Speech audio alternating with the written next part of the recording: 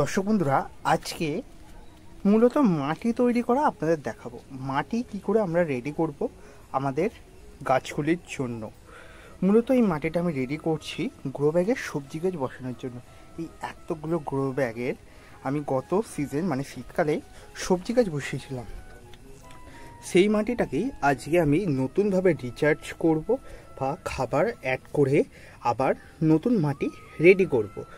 কি কি জিনিসগুলো এই মাটির সঙ্গে মেশাতে হবে সেগুলো আপনারা বিস্তারিতভাবে জেনে নিন আজকের আমার এই ভিডিও থেকে, এবং অবশ্যই প্রত্যেকেই গাছের জন্য সঠিক মাটি বানিয়ে ফেলতে পারবেন আজকের এই ভিডিও দেখার পরেই।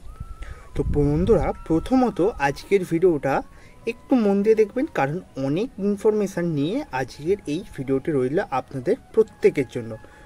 এবং ভিডিওটি দেখার জন্য প্রত্যেককে অনুরোধ করবে, এবং ভিডিওটি ভালো লাগলে শেয়ার করবেন, লাইক করবেন এবং চ্যানেলটিকে সাবস্ক্রাইব করবেন। প্রথমত দেখতেই পাচ্ছেন এখানে মাটি নিয়ে নেওয়া হয়েছে। এই মাটিটার মধ্যে প্রথমত আমি গোবর সার এবং মাটি মিশিয়েই রেখে দিয়েছিলাম বেশ কিছুদিন ধরে, এবং রোদ্দুরেই ফেলা ছিল টোটাল মাটিটা। এরপর ওপরে আমি কিছুটা পরিমাণ কাঠের গুঁড়ো দিয়ে দিয়েছি, কারণ মাটিটাকে আমাকে হালকা বানাতে হবে। ছাদ বাগানে যেহেতু গাছ করছি তাই মাটি পুরো হালকা করতে হবে। চলো একে একে কী কী জিনিস বা খাবার অ্যাড করব সেগুলো আপনারা দেখতে থাকুন। পরপর আমি জিনিস দিতে থাকছি, আপনারা দেখতে থাকুন। আমি স্ক্রিনেতেও বলে দিচ্ছি কি কি জিনিস আমি এখানে দেবো। প্রথমত নিমখোল অন্তত 1 মুঠো পরিমাণ দিয়ে দেবো। আর একটু বেশি দিলেও কোনো সমস্যা নেই, যেহেতু অর্গানিক।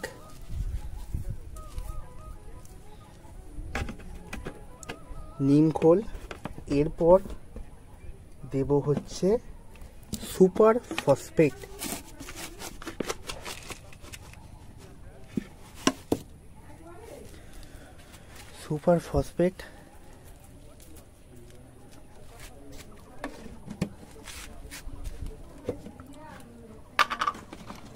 এরপর আমি সর্ষের খোল দেওয়ার কথা বলবো। আমার কাছে যেহেতু গুঁড়ো সর্ষের খোল নেই, তাই আমরা এই ডেলা সর্ষের খোলই আমাকে এই মাটির জন্য দিতে হবে। আমি এখানে অল্প পরিমাণে দিচ্ছি, পরে যখন গুঁড়ো সর্ষের খোল আনবো তখন আরও পরিমাণে দিয়ে দেবো।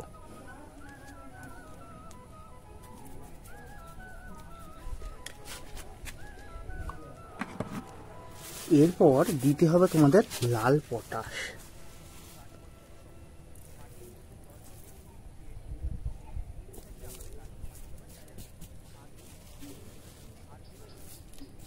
খুবই সামান্য পরিমাণে দেবেন, কারণ এটি রাসায়নিক খাবার। এরপর যে খাবারটা দেওয়ার কথা বলবো তোমাদের, সেটা হচ্ছে এই খাবারটা। এই খাবারের বেশ কিছু পরিমাণ দানা টবের মাটির মধ্যে দিয়ে দিলেই আর অন্য কোনো খাবার তেমন বেশি পরিমাণে একদমই দিতে লাগবে না।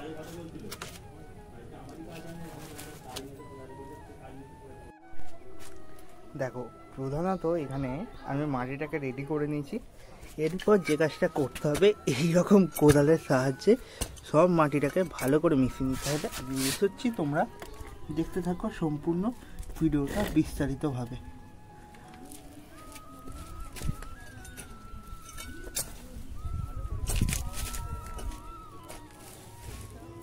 এইটাই আসল। এই মেশানো কাজ যদি আমরা ভুল করে ফেলি তাহলেই আমাদের গাছের সমস্যা দেখা দেয়।